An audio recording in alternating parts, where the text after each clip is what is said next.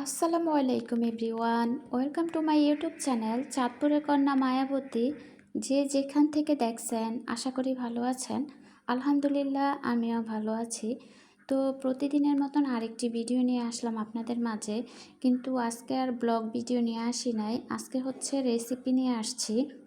আজকে আমি আপনাদেরকে দেখাবো একদম কিভাবে ঘরোয়া মশলায় কোনো ধরনের অতিরিক্ত মশলা ছাড়া কিভাবে জলপাইয়ের আচার দেওয়া হয়। তো এখানে আমার হচ্ছে 3 কেজি জলপাই আমি বাজার থেকে আনছি, বাট কয়েকটা খাওয়া হয়েছে, এখন 2.5 কেজির মতন আছে বা একটু হয়তো বেশি হবে। আমি কয়েকটা আবার রেখে দিছি কাঁচা খাওয়ার জন্য। তো এই তো ভালো করে ধুয়ে তারপরে এখন এগুলা সিদ্ধ করতেছি। সিদ্ধ হওয়ার সময় একটু হলুদ দিয়ে দিবেন আপনারা। আমি যেহেতু রেসিপির ভিডিও কখনো দেওয়া হয় না, তো সেক্ষেত্রে একদম ধরে ধরে ভিডিওতে বলতে পারি না। আর এখন তো মাশাল্লাহ মোটামুটি সবাই ইউটিউব দেখে রান্না করতে পারে। তো আমার কড়াইটা একটু ছোট হয়ে গেছে, আর একটু বড় দরকার ছিল। আমি সিদ্ধ করে নিয়েছি জলপাইগুলা নিয়ে, আমি কিন্তু এগুলা আস্তা দেই নাই। এক একজনের চয়েস তো এক এক রকম থাকে। তো আমি সবসময় এরকম জলপাইগুলো একটু হাত দিয়ে ম্যাশ করে করে দেই, এতে করে আমার এই আচারটাই বেশি ভালো লাগে আস্ত আচারের চেয়ে। তো এই তো এখানে আমি তেলটা একটু ভালো করে গরম করে নিচ্ছি। যেহেতু এটা সরিষার তেল ভালো করে গরম করতে হয়, না হয় সরিষার তেলের একটা স্মেল থাকে। তো এই তো আমার তেলটা গরম হয়ে আসছে, এখন আমি একটু আদা রসুন বাটা দিয়ে দিচ্ছি। আসলে আমি কিন্তু সবগুলা উপকরণ আমি ওরকম করে মেপে দেই না, জাস্ট আমার চোখের আন্দাজ অনুযায়ী দিছি। যারা সব সময় রান্না করে তারা কিন্তু বুঝে যে কোনটা কতটুকু দিলে পারফেক্ট হবে। তো এই তো তেলের সাথে যখন আদা রসুন বাটাটা একটু হয়ে আসছে, তখন আমি কিন্তু জলপাইগুলা দিয়ে দিছি। এখানে আমি কোনো ধরনের পানি এখন পর্যন্ত ইউজ করি না, কারণ জলপাই থেকেই পানি বের হবে চিনিটা দেওয়ার সাথে সাথে। তো এই তো আমি এদিক দিয়ে চিনি দিয়ে দিচ্ছি। আমার এখানে যেহেতু জলপাই প্রায় 3 কেজির মতন আর কি, 3 কেজির চেয়ে একটু কম আছে। তো সেক্ষেত্রে আমি চিনি অনেক পরিমাণে দিতে হয়েছে। চিনি দিয়ে এখন ভালো করে নেড়ে দিতেছি।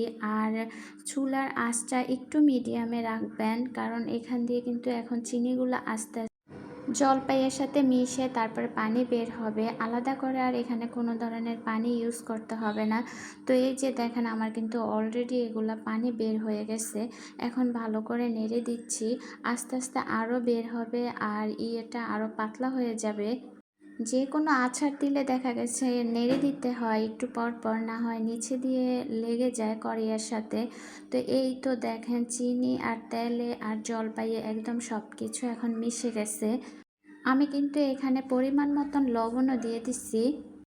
প্রতিটা উপকরণ আমি কিন্তু চোখের আন্দাজে দিছি, একদম যে ধরে ধরে আপনাদের কাছে বলবো আসলে আমি ওরকম ওরকম পরিমাপ জানিও না, সব কিছু ওরকম মেপে মেপে দেওয়া হয় না।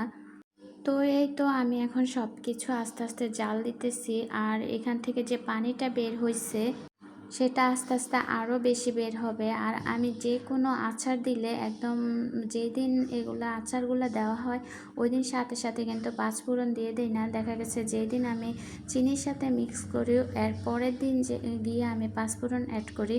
তো এই তো আমি চুলার আঁচটা বন্ধ করে দিচ্ছি, কারণ আজকে আর আমি এখানে কিছুই ইউজ করব না, কালকে ইউজ করব। তো এটা হচ্ছে পরের দিনের ভিডিও। এখন আমি পাঁচফোড়ন তারপর হচ্ছে শুকনা মরিচ টেলে নিচ্ছি। ঝাল আপনারা যে যেরকম খেতে পারেন ওরকমভাবে দিবেন। আমরা যেহেতু খুব একটা ঝাল খেতে পারি না, এ কারণে এই কয়েকটাই মরিচ দিচ্ছি। তো এগুলো এখন ব্লেন্ডার করে নেব। আর এই দিক দিয়ে আমি হচ্ছে রাতের বেলায় এগুলো কড়াইয়ের থেকে এই মেলামাইনের বোলের ভিতরে রেখে দিচ্ছি, কারণ কড়াইয়ের ভিতরে রেখে দিলে কড়াই থেকে এইসব ধরনের কড়াই থেকে একটা কড়াই থেকে যে কষ বের হয়, এই কষের কারণে দেখা গেছে আচারটা কাস্টে কাস্টে লাগে, তখন আর ভালো লাগে না। এ কারণে চেষ্টা করবেন এসব ধরনের কড়াই থেকে একটু সরিয়ে রাখার জন্য। তো এই তো পরের দিন আমি এগুলা ভালো করে নেড়ে দিচ্ছি, যেহেতু এটা আমার মাটির চুলা, দেখা গেছে নিচে দিয়ে পোড়া যেতে পারে, এ কারণে আমি বারবার নেড়ে দিচ্ছি। এদিক দিয়ে কিন্তু আমি একটু চেক করে দেখছি যে চিনির পরিমাণ আর লাগবে কিনা, তখন দেখলাম যে আমার চিনিটা আরেকটু লাগবে, তখন আমি আরেকটু চিনি অ্যাড করছি। এখন পর্যন্ত কিন্তু আমি পাঁচফোড়ন দেই নাই। এই যে দেখেন আমার আচারের কালার অলরেডি এরকম চলে আসছে। জলপাইয়ের থেকে যে পানিটা বের হয়েছে পানিটা কিন্তু এখন অনেকটাই শুকিয়ে গেছে। দেখা গেছে এর আগে যদি আমি পাঁচফোড়ন দিতাম তাহলে আচারটা একটু তেতো তেতো হয়ে যেত। এই যে এই পর্যায়ে এসে কিন্তু আমি আচারে পাঁচফোড়ন অ্যাড করছি। আমি কিন্তু চুলার জালটা এখন অনেকটাই কমিয়ে ফেলছি, কারণ দেখা গেছে নিচে দিয়ে বারবার মানে লেগে যেতে পারে, আর পোড়া পোড়া ভাব আসলে আচারটায় মানে গন্ধ হবে, পোড়ার একটা গন্ধ, সেটা আর ভালো লাগবে না। তো এই যে দেখেন আমার আচারটা এখন কি সুন্দর লাগতেছে, একদম অনেক ইয়াম্মি হয়েছে আচারটা। এইসব ধরনের আচার আসলে যে কাউকেই দেন না কেন মানে চোখের দেখাই মনে হয় যে অনেক কিছু হয়ে যাবে। অনেক সময় আচার দিলে দেখা গেছে যে আচার নষ্ট হয়ে যায়, তার একটাই কারণ থাকে যে হয়তো আচারে পানি থাকে। তো এই কারণে আমি একদম মাটির চুলা যেহেতু, আর চুলার জাল বন্ধ রেখে আমি চুলার উপরে আচারটা রেখে দিছি। এতে করে এই যে দেখেন আমার মানে পানি শুকিয়ে তারপর তেলটা উপরে চলে আসছে। আর আমি কাছে বসে বসে বারবার নেড়ে দিচ্ছি, কারণ নিচে লেগে যেতে পারে, এই কারণে আমি বারবার আস্তে আস্তে করে নেড়ে দিচ্ছি। আর চুলার জালটা কিন্তু আমি টোটালি নিভিয়ে ফেলছি, চুলার তাপে এখন আচারটা হচ্ছে। তো আপনারা অবশ্যই পুরো ভিডিও দেখবেন, পুরো ভিডিও না দেখলে কিভাবে আমি পুরো আচারটা বানাইছি সেটা হয়তো আপনারা স্কিপ করে যাবেন। তো এই যে দেখেন আমি কিন্তু চুলার থেকে নামিয়ে নিয়ে আসছি, আর তেল দেখেন ভেসে আসছে, তার মানে এখানে এখন কোনো ধরনের পানি নেই, একদম টোটালি তেল যেহেতু ছেড়ে দিছে আর কোনো পানি এখানে নেই। তো আজকে এই পর্যন্তই। যারা আমার ভিডিও সব সময় দেখেন আপনাদেরকে অসংখ্য ধন্যবাদ। অবশ্যই আমার ভিডিও দেখে লাইক এবং কমেন্ট করবেন। আল্লাহ হাফেজ।